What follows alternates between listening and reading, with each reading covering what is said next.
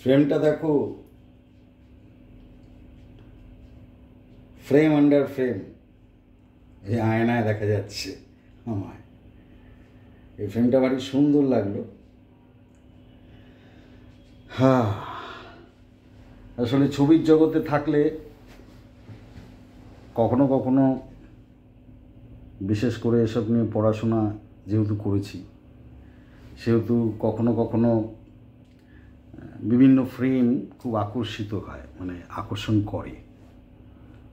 এই নিজের সম্পর্কে একটু কিছু কথা বলবো, অভিনয় নিয়ে একটু কথা বলবো, একটু গল্প করব, এরকম একটা চিন্তাভাবনা থেকেই এই ভিডিওটা করছি কি আর বন্ধুদের বলেইছি আমি বর্তমানে কলকাতায় নেই। আমার পুত্রের চাকরি সংক্রান্ত ব্যাপারে সে জয়েন করেছে একটি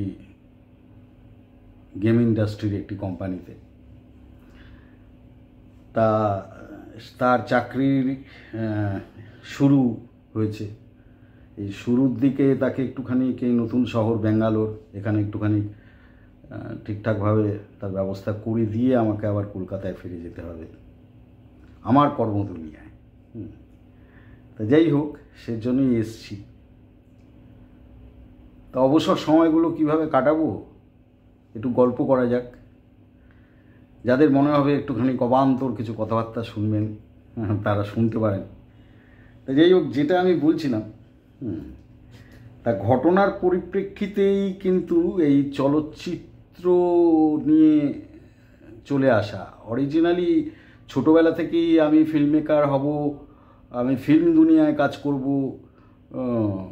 অসিত সেনের মতো মানুষ, অসিত সেন পরিচালক, অসিত সেন ঋত্বিক ঘটকের অ্যাসিস্ট্যান্ট ছিলেন, সমীরণ দত্ত পুনা ফিল্ম অ্যান্ড টেলিভিশন ইনস্টিটিউটের প্রফেসর ডিরেকশন ডিপার্টমেন্টে, ধীরেশ ঘোষের মতন স্যার, আমি স্যারই বলি, ধীরেশ ঘোষের মতো পার্সোনালিটি যিনি পুনা ফিল্ম অ্যান্ড টেলিভিশন ইনস্টিটিউটের head of the department, chairperson পর্যন্ত ছিলেন। জ্ঞানেশ মুখার্জি, সত্য ব্যানার্জি, সৌমেন্দু রায়, এরকম সব ব্যক্তিত্বের সাথে তরুণ কুমার, কত নাম বলবো, যোছন কাকু, যোছন দস্তিদার, মানে অসাধারণ সব মানুষ, অসাধারণ অসাধারণ। যেটুকু এনাদের পেয়েছি মানে বলার নয়, মানে এদের কাছ থেকে শিখেওছি প্রচুর, ভালোবাসাও পেয়েছি প্রচুর, মানে প্রচুর ভালোবাসা। তা যাই হোক, তা সে এই জগতে এইভাবে যে ঢুকে পড়বো এটার জন্য আমি প্রস্তুত ছিলাম না, এগুলো নিয়ে আমি কোনোদিন ভাবতাম না। বরং অভিনয় নিয়ে ভাবনা চিন্তা বা অভিনয় করব, এটা আমার একটা বয়সের পর এসে গিয়েছিল ভেতরে। আমি তার জন্য ভাবনা চিন্তা হালকা হালকা হলেও করতাম, হয়তো সেটা খুব পরিকল্পনাটা সেরকম, খুব প্ল্যানিংটা সেরকম খুব ছিল না, কিন্তু ইচ্ছে ছিল, মনের ভেতরে ইচ্ছে বলে না, সেই ইচ্ছে ছিল। এবং এই ইচ্ছের জন্মটা কোত্থেকে হয়েছে সেটাই আজকের গল্পের বিষয়। কি তাই ইচ্ছের জন্মটা হয়েছে আমার অনেক কম বয়স তখন, মানে কখন থেকে এটা এসছে আমি বুঝতে পেরেছি যে আমাকে আকর্ষণ করতো। সেটা হচ্ছে, ধরে নিন আমার তখন ওই কত বয়স হবে, 65-তে যদি জন্ম হয়, 72-73 তো, মানে 7 বছর বয়স, 7-8 বছর বয়স। আমার মনে হয় 72-73ই হবে, মানে সেই সময় কংগ্রেস শাসন আছে। আমি আমার ছোটো কাকাকে খুব ভালোবাসতাম, আমাদের যৌথ পরিবার ছিল, ছোটো কাকা আমাদের সাথেই থাকতেন, আমার বাবার কাছেই মানুষ। উনি যাদবপুর ইউনিভার্সিটি ব্লুজ ছিলেন, দক্ষিণারঞ্জন দে, ইঞ্জিনিয়ার, যার যিনি সরকারিভাবে কর্পোরেশনের ইঞ্জিনিয়ারও ছিলেন। আমাদের এই ডায়মন্ড হারবার রোডটার যে প্ল্যানিং, সেই প্ল্যানিংটা পুরোপুরি ওনার হাতেই তৈরি, দক্ষিণারঞ্জন দে। এবং সবচেয়ে বড় কথা হচ্ছে, কংগ্রেস যখন সেই সময় ক্ষমতায় এই পশ্চিমবাংলায়, সেই সময় উনি যুবনেতা ছিলেন, যুবনেতা ছিলেন। মানে ইন্দিরা গান্ধীর সাথে মিটিং করছেন এরকম ছবিও আমি দেখেছি। তা যাই হোক, সিমলা চুক্তির সময় ইন্দিরা গান্ধীর সাথে ছিলেন। তা আমাদের বাড়িতে প্রচুর রাজনৈতিক ব্যক্তিত্বরা আসতেন। তার মধ্যে সুব্রত মুখার্জি আসতেন, একবার প্রিয়রঞ্জন দাস মুন্সি এসেছিলেন। তা আমার মায়ের হাতে রান্না খেয়েছে তারা। তো এরকম একটা পরিবারে আমি মানুষ। তা আমার কাকা সেই সময় বিভিন্ন নাটক করতেন, বিশেষত পার্টির জন্যই নাটক, কিন্তু তাদের নিজেদের শখেও একখানা তাদের বন্ধুদের একটা যাত্রার মতো, যাত্রাই, হ্যাঁ, খোলা মাঠে মধ্যখানে মঞ্চ ইয়ে করে কোনো ইয়ে নেই, হ্যাঁ, যাত্রা করতেন। তা বিনয় বাদল দীনেশ বলে একটি যাত্রা আমি দেখতে গিয়েছিলাম, আমার বড়দির আমাকে কোলে করে নিয়ে গিয়েছিল। তার কোলে উঠে, কেননা বীরবারটা কোলে উঠে আমি ওই ইয়েটা দেখেছি, হ্যাঁ, তার কোলে বসে, সরি। তা যাই হোক, হ্যাঁ, তা সেইখানে আমার কাকা বিনয়ের চরিত্র অভিনয় করেছিলেন। টেগোর সাহেব যখন তার হাতের ক্ষতর মধ্যে হাত দিয়ে পা দিয়ে এইভাবে ইয়ে করছে, আমার তখন মনে হচ্ছে শরীর জ্বলে যাচ্ছে, হ্যাঁ, এবং কাকাকে আমার তখন মনে হচ্ছে যে ও বিনয় কি এরকম করছে। তা যাই হোক, না, যাত্রা শেষ হয়ে গেছে, বড়দি আমাকে নিয়ে কোলে করে নিয়ে কাকার কাছে নিয়ে গেছে যে দেখো তোমার নাটক দেখতে পাগলের মতো এসছে, এরা বাড়িতে কান্নাকাটি করছিল, বাধ্য হয়ে আমি নিয়ে এসেছি। তা কাকা তখন আলাপ করাতে টেগোর সাহেবকে ডেকেছে, এই যে আমার ভাইপো, হ্যাঁ, কিন্তু খুব নাটক ভালোবাসে। তা যাই হোক, তিনি আমাকে যে আদর করতে এসছেন, আমি সজোরে এক ঘুষি তাকে, মানে একদম মেরে দিলাম। হ্যাঁ, কেন? তার কারণ হচ্ছে ওই যে আমি কাকাকে খুব ভালোবাসতাম, মানে আমার ভীষণ প্রিয় মানুষ ছিল, আমার কাছে আমার হিরো। হ্যাঁ, তা মানে এগুলো আজকে না আমি খুব, উনি নেই আর, হ্যাঁ, আমি আজকে এগুলো বলবই। হ্যাঁ, তা যাই হোক, আমি ওনার কাছে এত ভালোবাসতাম যে আমি ওনার কাছে শুতাম, আমি ওনার সাথেই উনি না আসা পর্যন্ত আমি বিছানায় বসে থাকতাম। হ্যাঁ, হয়তো ক্লান্ত হয়ে ঘুমিয়ে পড়লাম, রাজনৈতিক ব্যক্তিত্ব ছিল, অনেক দেরি হয়ে যেত অনেক সময় আসতে। হ্যাঁ, তা যাই হোক, আমি শুতাম, আমার মা বিছানা করে দিত, আমি শুয়ে থাকতাম ওই বিছানাতে, কাকার সাথেই আমার বেড়ে ওঠা। তা যাকে, তা সেই কাকাকে ওরকমভাবে মেরেছে, আমি আর সহ্য করতে পারিনি, আমি টেগোর সাহেবকে ঘুষি চালিয়ে দিয়েছি। তা সেইটা থেকে একটু একটু করে যখন বড় হতে থাকলাম, তখন নিজেরই মনে হতো যে আমি অভিনয় করব। হ্যাঁ, এবং সত্যি কথা তখনই আমার মনের ভিতরে হতো, আচ্ছা আমার কাকা তো তাহলে ওটা ওরকম তো কিছু হয়নি, কিন্তু দেখো আমি কীরকম ওর ভিতর মিথ্যে ব্যাপার স্যাপারগুলো ঘটছে, কিন্তু ওগুলো কীরকম যেন আমাকে জ্বালিয়ে দিচ্ছে আমার অন্তর। হ্যাঁ, এই ফিলিংস হয়তো এরকম হবে না, কিন্তু অন্যরকমভাবে আমার হতো। হ্যাঁ, তার জন্য আমি কি করতাম, আমার এরকম আমার দিদির সাথে চলে যেতাম, আমাদের পুজোর সময় ওখানে যাত্রা হতো, আমি বহু যাত্রা গিয়ে দিদির সাথে, হ্যাঁ, প্যান্ডেলে, দুর্গাপুজোর প্যান্ডেলে দেখেছি, হ্যাঁ, রাত জেগে, হ্যাঁ, এবং ভালো ভালো মানে সেই বিখ্যাত সব যাত্রাপালা হতো কি আর। হ্যাঁ, তা যাই হোক, এইগুলো দেখে আমি আমার বন্ধুবান্ধবদের নিয়ে বিশেষ কোনো যাত্রা দেখলাম, বিশেষ কোনো চরিত্র, সেটা নিজের মতো করে সেজে গুজে ওই বয়সেই করতাম। বাটানগরে থাকতাম আমরা, যেহেতু আমার বাবা বাটার কর্মী ছিলেন, চিফ অ্যাকাউন্ট্যান্ট ছিলেন। তা যাই হোক, সেইখান থেকে আমার এটার কিন্তু জন্ম। এবং তারপরে আমি যখন বাবা মারা যাওয়ার পর আমরা যখন বাটানগর ছেড়ে বেহালাতে আমাদের নিজেদের বাড়িতে এলাম, ওখানে এসে আমার 1-1.5 বছর একটু খুব অসুবিধা হয়েছে, কেননা আমি তো বন্ধুবান্ধব নেই, আস্তে আস্তে গড়ে উঠছে আমার ওই থিয়েটার করার নেশা, বন্ধুদের নিয়ে করার একটা নেশা, হ্যাঁ, সেইটা আমি ওখানে মেটাতে পারছি না। এই করতে করতে যখন আমার পাড়াতে আমার বন্ধুবান্ধবের সাথে আলাপ হলো, তখন দেখলাম ওখানেও পুজোর সময়টা নাটক হবে। আমি সবাই নাটকের ইয়েতে এসেও যারা আসবে, আমি তখন আমার বয়স 77-এ আমরা এসেছি, তার মানে ধরে নিন ওই 12 বছরের মতো বয়স। তো সেই 12 বছর বয়সে রবীন্দ্রনাথের একটা নাটক হবে, আমি ভুলে গেছি নাটকটা কোন নাটকটা, কিন্তু সেখানে একটা ভিড়ের দৃশ্যে আমার দাঁড়িয়ে থাকার একটা দৃশ্য ছিল, আর যথাসম্ভব একটা কোনো কথা, মানে কোরাসে একটা কোনো কথা আমার মুখে ছিল। আমি কিন্তু খুব নিয়ম করে সেটা করেছিলাম, মানে নিয়ম করে রিহার্সাল দিয়ে আলটিমেট আমি কিন্তু নাটকটায় করেছিলাম, এবং ওইখান থেকে পাড়াতে শুরু হলো। হ্যাঁ, তারপর বছর আর একটু বড় কিছু রোল, এই করতে করতে করতে কবে জানি, হ্যাঁ, অন্যান্য পাড়ার বন্ধুদের সাথে আলাপ হলো, বিভিন্ন গ্রুপ থিয়েটার তখন পাড়ায় ছিল, তখন না পরিবেশটা ভারী সুন্দর ছিল, মানে পাড়াতে সন্ধ্যাবেলায় বেরোলেই, হ্যাঁ, কোথাও না কোথাও রিহার্সাল হচ্ছে, একটা পাড়ার মধ্যে দেখা যাবে 3-4টে গ্রুপের রিহার্সাল হচ্ছে, মানে একটা অদ্ভুত পরিবেশ ছিল। সত্যি ওইসব সময়ের পরিবেশ আজকে খুব মিস করি। হ্যাঁ, আজকে সত্যি কথা বলতে রাস্তাঘাটে আড়ালে দাঁড়িয়ে অন্ধকার পেলেই গ্যাঁজা খাচ্ছে, নচেত নেশা ভাঙ করছে, মানে এতেই ইয়াং জেনারেশনের অবস্থাটা খুব একটা নয়। আর নচেত ওই মোবাইলে পড়ে রয়েছে। হ্যাঁ, খেলা তো এখন ফুটবল সফটওয়্যারেই খেলা হয়। হ্যাঁ, তা মাঠে খুব কম খেলে, আমরা তো মাঠে খেলতাম। তাই যাকে আমরা একটা স্বর্ণময় যুগ, হ্যাঁ স্বর্ণময় দিন আমি ট্যালি করলে বলতে পারি আমার দিনগুলো, চলে যাওয়া দিনগুলো স্বর্ণময়। হয়তো সবাই এরকম ভাববে যে সবাই সব চলে যাওয়া দিন স্বর্ণময় মনে করে, হতেই পারে, কিন্তু আজকের দিনের তুলনায় আমার ওই দিন অনেক রিয়েলিস্টিক ছিল। তা যাই হোক, সেই সময় বিভিন্ন থিয়েটার গ্রুপে কাজ করা শুরু হয়ে গেল, হ্যাঁ ঘটনাচক্রে নানা রকমভাবে। এবং 14-15 বছর বয়সে আমরা প্রথম থিয়েটার করলাম, থিয়েটারের দল সাজালাম একটা, তার নাম দিলাম তখন থিয়েটার ডেন, মানে নাট্য গুহা, মানে আদি গুহা যেরকম হয় সেই রকম। হ্যাঁ, তা নিয়ে অনেকেই বলেছিল আবার ডেন, হ্যাঁ ডেনে তো সব জীব জন্তু এসব থাকে। হ্যাঁ, কিন্তু আমাদের মনে হয়েছিল যে আমরা এইটাই নাম দেবো, থিয়েটার ডেন, মানে যেখানে আদি গুহা, আমরা এটা বলতে চেয়েছি। হ্যাঁ, থিয়েটারের আদি গুহা। তা যাই হোক, হ্যাঁ সে নামে কোনো এসে যায় না, একটা নাম দিতে হবে, উদ্দীপনায় একটা নাম বন্ধুরা দিয়েছে, হ্যাঁ সেটা নিয়ে গ্রুপ শুরু হয়েছে।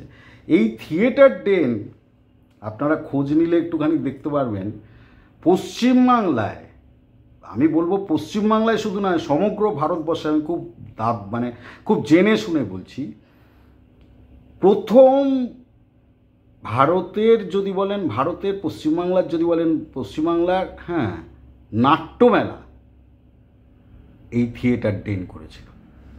ইয়েস, আমরা করেছিলাম নাট্যমেলা। হ্যাঁ, সেই নাট্যমেলায় কলকাতার বিভিন্ন গ্রুপ এসে জড়ো হতো, নাটক হতো একটা মাঠে, সরসুনার চ্যাটার্জিপাড়া বলে একটি মাঠ, সেখানে সেই মাঠে চারধারে আমাদের এক দাদার ছিল, তার দাদার কি আর একটা ড্রয়িংয়ের স্কুল ছিল, সেই স্কুলের তারাই দায়িত্ব নিয়েছিল, চার ধারটাকে তারা বিভিন্ন স্টল দিয়ে সাজিয়েছিল, তাদের নিজস্ব স্টল ছিল। তারপরে বিভিন্ন লোক, হ্যাঁ তাদের বিভিন্ন কাজ কর্ম নিয়ে স্টল, খাওয়ার স্টল, জামা কাপড়ের স্টল, হ্যাঁ এইসব স্টল বসানো হয়েছিল।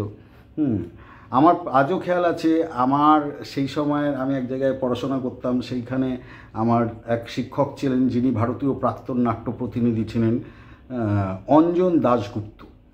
তা অঞ্জন দাশগুপ্ত স্যার, তিনি এসে আমাদের এই নাট্যমেলা প্রথম যখন আমরা করি সেটা উদ্বোধন করেছিলেন। এবং যথেষ্ট সাড়া পড়েছিল, বিভিন্ন গ্রুপ এসছিল, এবং একটি গ্রুপ তারা একটি গান উপহার দিয়েছিল আমাদেরকে ইয়ে করে, আজও মনে আছে। সেই গান শুনতে শুনতে এত ভালো লেগেছিল, এত গর্ব হয়েছিল, হ্যাঁ যে কি বলবো। তা কম বয়সে এই উদ্দীপনা, এবং সেই শুরু হলো কিন্তু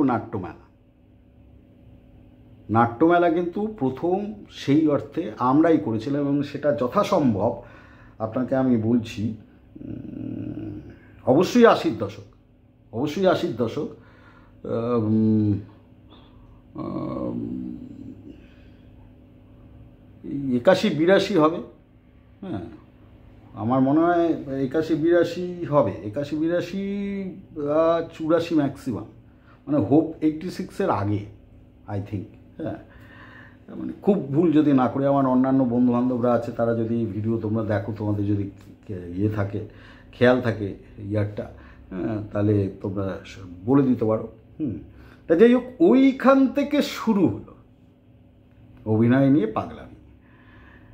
তারপরে ঘটনাক্রমে রবীন্দ্রভারতীতে থিয়েটার নিয়ে পড়তে যাওয়া। বাড়িতে কেউই রাজি ছিল না। হ্যাঁ, আমার বাড়িতে এই জগৎ নিয়ে কেউ পড়াশোনা করেনি, কিন্তু আমি মাকে বললাম, মা তখন আমার বড়দার সাথে কথা বললো, বড়দা বললো না এই আমার বড়দা লেদার টেকনোলজিস্ট, তা তিনি সব শুনে টুনে রাত্রিবেলায় খেতে বসে মা আলোচনা করছে, তা আমার বড়দা বললো না ওটা নিয়ে পড়াশোনা করে কি হবে, আমার কয়েকজন বন্ধুবান্ধব থিয়েটার করে, খেতে পারে না, হ্যাঁ ছেঁড়া জামা কাপড় পরে ঘুরে বেড়াতে হবে, কোনো লাভ নেই। তা আমাকে পরের দিন যখন মা বললো, তা আমার মা যখন ওই পান খেত তখন তার মুড খুব ভালো থাকতো, বুঝতে পারলেন। তা ওই সময় গিয়ে আমি বলছিলাম, মা বললো তোর দাদার সাথে তো কথা কইছি, কিন্তু অত কইতেছে এইসব নিয়ে পুরা কী হইব। তা আমি বললাম, না আমি অনেক চিন্তা করে দেখছি, আমি এই অন্য কমার্স নিয়ে পড়াশোনা, আমি তখন কমার্সের স্টুডেন্ট, 11-12 কমপ্লিট হয়েছে আমার, কলেজে ভর্তি হতে হবে। আমি বললাম, না আমি কমার্স নিয়ে পড়ুন না, তুমি বলদারে কও আমি থিয়েটার নিয়েই পড়ুন, যা হবে হইব, খাইতে পাবো না তো পাবো না। মা হাসলো, ভাই এসে বললো ঠিক আছে, আমি কথা কইতেছি। তা রাত্রিবেলা আমি শুনছি আমার ঘরে শুয়ে যে আমার বড়দাকে বলছে, কী হয়েছে, ও একটা ছেলে একটু অন্যরকম কিছু ভাবতে চায়, ভাবুক না, হ্যাঁ একটু অন্যরকম। হ্যাঁ, আমার মা খুব অন্য ধরনের মানুষ ছিলেন, বুঝলেন। মানে আমার মায়ের সাপোর্ট না হলে কিন্তু আমি আসতে পারতাম না, এবং পরিবারের বিরুদ্ধে দাঁড়িয়ে মা আমাকে রবীন্দ্রভারতীতে ভর্তি হতে বললো। সে কিছুই বুঝতে পারছে না ইনি কী ধরনের পড়াশোনা, কী হবে কি না হবে, থিয়েটার করে খাওয়া যায় কি না। আমি নিজেও এ সম্পর্কে এত আজকালকার ছেলেদের মতো এত কিছু ছিলাম না, আমি জানি যা হবে হবে, দেখা যাবে, অভিনয় করবো, আমি অভিনেতা হব। ঘটনার পরিপ্রেক্ষিতে অভিনেতা হয়ে ওঠা আমার হয়নি। ঘটনার পরিপ্রেক্ষিতে আমি 1 বছরের জন্য, তখন আমি শোভনিকে কাজকর্ম শুরু করেছি মুক্তাঙ্গনে, হ্যাঁ শোভনিক নাট্য দলে ঢুকেছি, হ্যাঁ রবীন্দ্রভারতী থেকেই।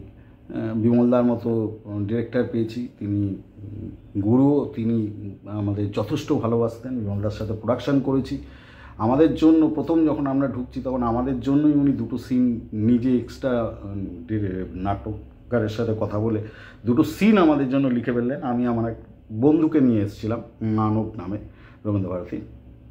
তা আমাদের দুজনকে ওই বলবে, ওরা শুধু এসে রিহার্সালে বসে থাকবে কেন, ওরা ছাত্র, ওরাও কাজ করবে আমার সাথে, আমার চেলা হবে বলে উনি একটা জমিদার বাড়ির ছেলে ছিল, তার 2 চেলা, হ্যাঁ কম বয়সী চেলা। তা ওখানে গান টান ছিল, সেই গান টানও করতাম, আমি মজা করতাম কি নাটকটা নিয়ে খুব। তারপরে আস্তে আস্তে অন্যান্য নাটকে, এবং আমি নাটকের ভিতর ঢুকে গেলাম। এবং সেই সময় এরকমও হয়েছে, একই দিনে হয়তো শোভনিকে রিহার্সাল দিয়ে 8টার মধ্যে এসে রাত 10টা অবধি আরও 2খানা গ্রুপে 1 ঘন্টা করে রিহার্সাল দিয়ে আসলাম। যেদিনকে শোভনিকে রিহার্সাল নিই সেদিনকে দেখা যাচ্ছে 6-7খানা গ্রুপে রিহার্সাল দিচ্ছি। মানে এই গ্রুপের হয়ে কাজ করছি, ওই গ্রুপের হয়ে কাজ করছি, মানে একটা অসাধারণ সময়ের মধ্যে দিয়ে গেছি।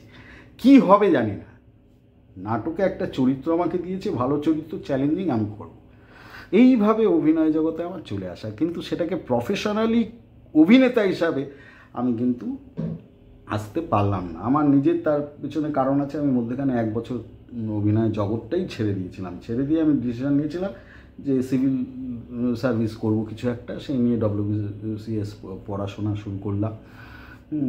কিন্তু 1-1.5 বছরের মাথায় ওই যে বললাম, উপরওয়ালা যদি কিছু আছে কিনা জানি না, কিন্তু ভাগ্যর যদি সায়েন্টিফিক কিছু নাম হয়, হ্যাঁ দিতে পারেন আপনারা, তা সে যদি লেখা থাকে কিছু আপনি কিন্তু পারবেন না, আপনি যা চাইছেন হয়তো লেগে থাকলে হবে, অন্যরকমভাবে হবে, কিন্তু আপনাকে ওই দিকেই নিয়ে যাবে। তা আমি ওই ফিল্মে আসতে চাই না, আমি ভাবিনি কোনো দিন আমি ফিল্ম মেকার হবো। আমি আচমকা একটা ফিল্ম ইনস্টিটিউটের সাথে জড়িয়ে গেলাম। ধীরেশবাবু আমার একটা নাটক দেখেছিলেন স্যার, দেখার পর যে কোনো কারণেই তার ভালো লেগে গেছিল, এবং ঘটনাচক্রে আমার পাড়ার এক দাদার সোর্সে তার সাথে আমার আলাপ হলো। তিনি বললেন, তোমার নাটক দেখেছিলাম আমি, তোমাকে আমার খেয়াল আছে, যার জন্যই তোমার সাথে আমি আলাপ করতে চেয়েছিলাম। তারপরে যখন তার সাথে আমি মিশে গেলাম এই একটি ফিল্ম ইনস্টিটিউট তৈরির ব্যাপারে, হ্যাঁ বিখ্যাত সব মানুষ এসেছে, তাদের মধ্যে আমি ঢুকে পড়লাম একটা অদ্ভুতভাবে। হ্যাঁ, আমার নিজেরও একটা ইচ্ছে উদ্যোগ অবশ্যই ছিল, এবং তাদের সাথে ঢুকে পড়লাম। তারা আমাকে টেনে নিল, মানে একেবারে টেনে নেওয়া যাকে বলে। এবং তাদের মধ্যে কে না ছিলেন, হ্যাঁ ধীরেশ ঘোষ, সমীরণ দত্ত, বাণী Dutta, sound recordist Satyen Chatterjee, art director প্রসাদ মিত্র, অজয় দাস, তরুণ কুমার, জোছন দস্তিদার, শ্যামল সেনগুপ্ত, সোনেক্সের শ্যামল কাকু, তারপরে সত্য ব্যানার্জি, জ্ঞানেশ মুখার্জি, কত নাম বলবো, এইরকম সব পার্সোনালিটি, কমল নায়ক, ধ্রুবদা ক্যামেরার, সৌমিন্দু রায়, হ্যাঁ নানা বোস এডিটার, হ্যাঁ রথীশ সাহা, হ্যাঁ, এরকম মানে বিভিন্ন ব্যক্তিত্ব, তারা সবাই এসে যুক্ত হলেন। মানে একটা মানে কি বলবো, একটা গ্ল্যামারের হাট নিভা থিয়েটার সেন্টার হলে গড়ে উঠল। সেই উদ্যোগের মধ্যে আমি একটা খুব কম বয়সী ছেলে, হ্যাঁ, তখন আমার থিয়েটার করতে করতে এসে আমি সেই বয়স হচ্ছে কত, আমার তখন 25 বছর বয়স, হ্যাঁ। তা আলটিমেটলি এর ভিতর ঢুকে গেলাম। ঢুকে গিয়ে আমি ভেবেছিলাম, আমার টার্গেট কিন্তু ছিল যে এই সব বড় বড় মানুষ আছে, এদের সাথে আমি কাজ করতে করতে এদের বলবো আমাকে একটা অভিনয়ের সুযোগ দিই, অসিত সেনকে বলবো, অসিত সেনের ফ্যান আমি। কিন্তু বিশ্বাস করুন, যোচন কাকু, অসিত সেন, কাউকে বলতে পারলাম না। বাড়িতে প্রচুর রিহার্সাল দিলাম। তখন আমার বিয়ে হয়ে গেছে, হ্যাঁ।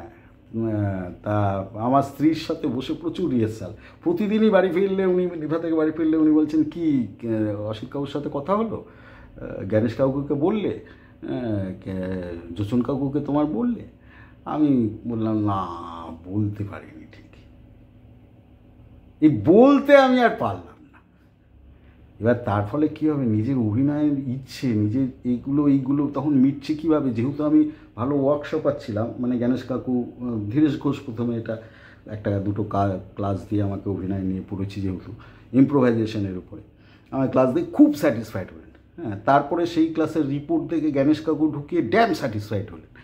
তারপরে স্যার মারা যাওয়ার পর, মানে ধীরেশ ঘোষ মারা যাওয়ার পর, আমি, গণেশ কাকু যখন প্রিন্সিপাল হলেন ইলেক্টেড হয়ে, হ্যাঁ, তখন থেকে উনি কিন্তু আমাকেই বলতেন যে ইম্প্রোভাইজেশান, হ্যাঁ, স্ট্যানিস্লাভস্কি মেথড অ্যাক্টিং, এগুলো নিয়ে যদি কিছু বলতে হয়, কিছু জানার থাকে, কিছু ওয়ার্কশপ যা হবে, হ্যাঁ, সেগুলো সবই সুদীপ্ত করবে। তা আমি ওনার নির্দেশ পালন করেছি এবং আমি পড়িয়েছি নিফাতে, হ্যাঁ। সবচেয়ে জুনিয়র শিক্ষক ছিলাম, কম বয়সী শিক্ষক, হ্যাঁ। আমার থেকে তো সবই, শুধু বয়সে নয়, অভিজ্ঞতা, সম্মান, মানে কি বলবো, আমি হচ্ছি একেবারে মানে ধুলোকণা, হ্যাঁ। বিশাল বিশাল মানব, তাদের ধুলোকণা, পায়ের ধুলোকণা, হ্যাঁ, তাও না, হ্যাঁ। তা যাই হোক, হ্যাঁ, কিন্তু তারা আমাকে ভালোবেসেছেন, গভীর ভালোবেসেছেন, হ্যাঁ। মানে আমি এইসব দিক দিয়ে এত লাকি, কি বলবো। আমি অজিতেশ বন্দ্যোপাধ্যায়ের মতো মানুষকে কিছুদিনের জন্য শিক্ষক হিসাবে ভেবেছিলাম, উনি চলে গেলেন, নবমীর দিন পুজোর চলে গেলেন। উনি বেঁচে থাকলে আমি হয়তো তার গ্রুপে জয়েন করতাম, এরকমই একটা কথা হয়েছিল। কি বলবো, এগুলো ভাগ্যের, দেখুন ভাগ্য আপনাকে যেখানে নিয়ে যাবে। তা যাই হোক, আমি যখন এগুলো বলতে পারলাম না, তখন আমি টুকটুক করে বিভিন্ন কাজ করতে করতে কিছু অর্থ উপার্জন করলাম, জমালাম, যে আমি ছবি বানাবো। কিন্তু ছবি বানানোর আগে আমি অন্যান্য টুকটাক কাজ করা শুরু করলাম, কিছু কমার্শিয়াল কাজ পেলাম, অসিত সেন দিলেন, সেগুলো করতে করতে ফিল্মটা একটু করে এনাদের কাছ থেকে শিখেছি। এই করতে করতে আমি টেলিফিল্ম বানালাম, কিছু সিরিয়াল তো তৈরি করলাম, রেনবোর হয়ে আলফা বাংলাতে সিরিয়াল করলাম, হ্যাঁ। সব জায়গাতেই কিন্তু আমি সিরিয়ালটাও করছি, কিন্তু আমি মাথায় বলে রাখছি, ওইখানেও কিন্তু একটা চরিত্র আমি করছি, মানে অভিনেতা হওয়ার জন্যই সিরিয়াল মেকার হতে গেছে, অভিনেতা হওয়ার জন্যই টেলিফিল্ম মেকার হয়েছে, হ্যাঁ। কমার্শিয়ালটায় আমি অভিনেতা হওয়ার জন্য করিনি, কমার্শিয়ালে যখন কাজ করেছি, হ্যাঁ, এবং ন্যাচারালি তারা পয়সা দিয়ে, আমি A1 বিন্দি বলে একখানা বিন্দি, মানে কপালের টিপের বিজ্ঞাপন করেছিলাম, ন্যাশনাল ইয়েতে চলতো, টিভিতে চলতো। তাই ইন্দ্রাণী হালদার ছিল তার মানে মডেল। তা যাই হোক, তাদের দাবি অনুসারে ওখানে কাজ করতে হবে, ওখানে আমি চাইলে তো আর হবে না, আর আমি কিসের জন্য নেবে। তা যাই হোক, কমার্শিয়াল এরকম কিছু কাজ আমি করেছি, তা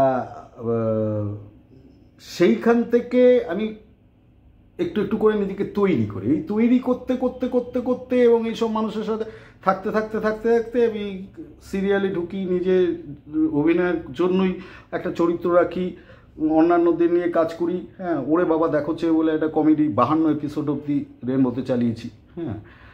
আলফা বাংলাতে না, ওরে বাবা দেখোছে, এটা সরি ভুল বললাম, ওরে বাবা দেখোছে এটা আলফা বাংলাতে চালিয়েছি 26 এপিসোড অবধি, হ্যাঁ। তারপরেও ছবিটা চলতে পারতো, হ্যাঁ, রাজা গজা তারপরে এসছে 26টা এপিসোড, কিন্তু আমি তুলে নিয়েছিলাম, তার কারণ হচ্ছে যে আমরা সত্যি কথা বলতে আমি টেনে নিয়ে যেতে পারছিলাম না, অতটা, মানে সিরিয়ালের জন্য যে খাটতে হয় সব সময়, ইনস্টিটিউটে তখন অন্যান্য প্রেশার আমার ঘাড়ে এসে পড়ছে, আমি পারছিলাম, হ্যাঁ। তাই ছেড়ে দিই, হ্যাঁ।